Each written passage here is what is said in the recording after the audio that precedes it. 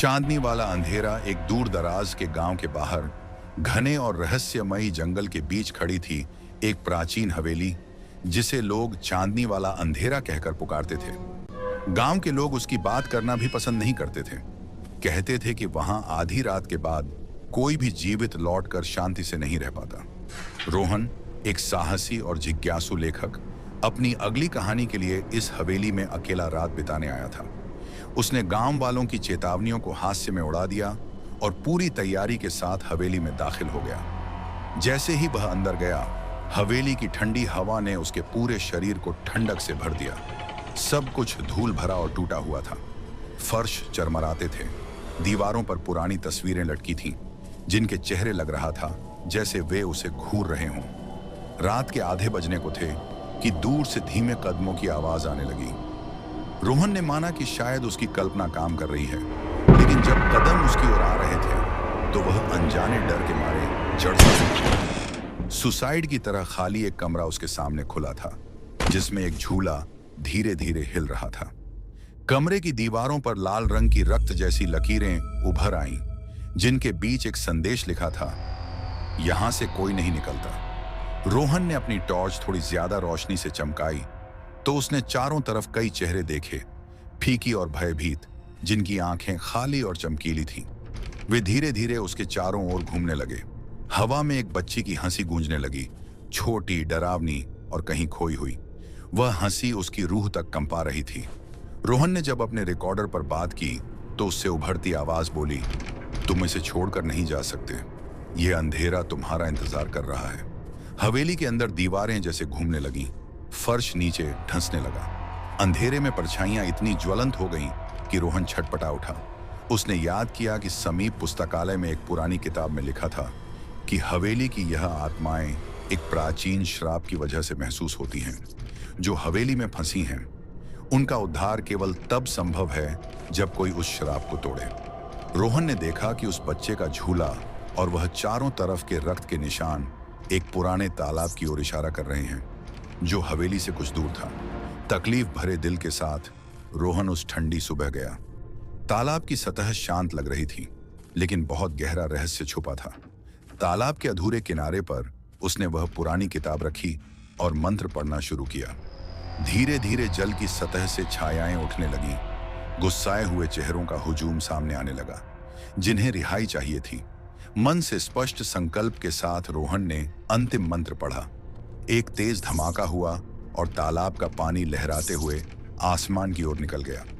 हवेली में वापस प्रकाश फैल गया और वह सारी परछाइयां धीरे धीरे उजाले में घुलने लगीं। वह पुरानी डरावनी हवेली अब भारी सन्नाटे और शांति में बदल गई। रोहन घर लौटा, लेकिन उसकी आंखों के सामने वह तालाब और हवेली हमेशा दिखाई देते रहे।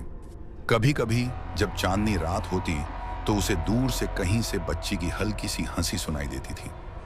वह जानता था कि वहां अभी भी कुछ रहस्य बाकी है, और चांदनी वाला अंधेरा जितना शांत लगता है, उससे भी डरावना है वह जो उसके भीतर पड़ा है।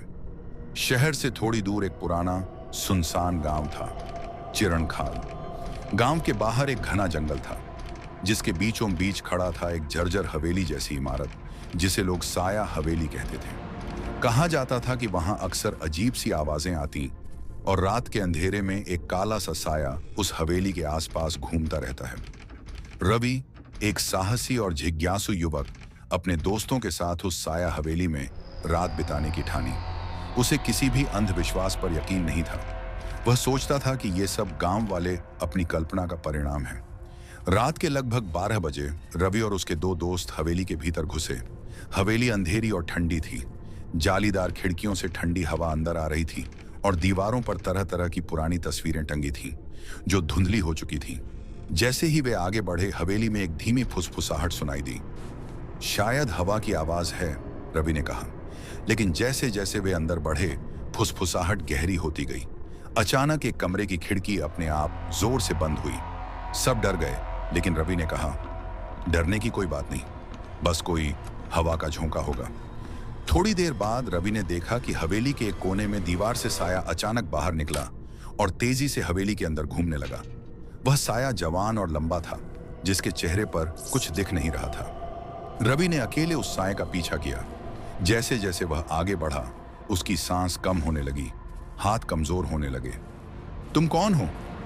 रवि ने साय से पूछा, लेकिन साया बस खच्चर के घोड़े की तरह आवाजें करता रहा और उड़ने लगा। रवि अचानक एक कमरे में फंसा। दरवाजे बंद हो गए। एक पुरानी मंच जैसी जगह थी, जहां बीचों बीच एक पुरानी तस्वीर लटकी थी। तस्वीर में एक औरत थी जिसके हाथों में एक लाल कपड़ा था। उस लाल कपड़े से कहीं बिल्कुल वही साया निकल रहा था जो अभी उसे घेर चुका था। मुझे छोड़ दो, रवि चीखा। अचानक उस साये ने एक धीमी सी हंसी हवाई गूंजन की तरफ फेंकी, पर उस नफासत में एक खतरा था। अचानक कमरे की दीवारें हिलने लगीं और हवेली एक भयानक वातावरण में डूब गई। वे दीवारें जैसे जीवित हो गई हों और किसी भूतिया ऊर्जा ने कमरे को घेर लिया हो। रवि की आंखें फड़फड़ाई। उसे लगा जैसे वह खुद कहीं बाहर नहीं, बल्कि उस साये के साथ अभी खोया जा रहा है। तभी उसकी जेब में रखा मोबाइल बजा। फोन पर उसकी मां की आवाज आई, रवि वापस आ जा, डर मत। मोबाइल की रोशनी ने हालात को थोड़ा रोशन किया। साया धीरे धीरे गायब होने लगा। हवेली के दरवाजे खुल गए और रवि समझ गया कि वह अपनी ताकत खुद ही वापस ला सकता है। रवि भागा, हवेली छोड़कर बाहर आया। बाहर आसमान पर चांद चमक रहा था। उस रात के बाद रवि ने कभी उस साया हवेली नहीं की, लेकिन बीच बीच में उसे लगता है कि वह साया कहीं आसपास है और अभी भी इंतजार कर रहा है।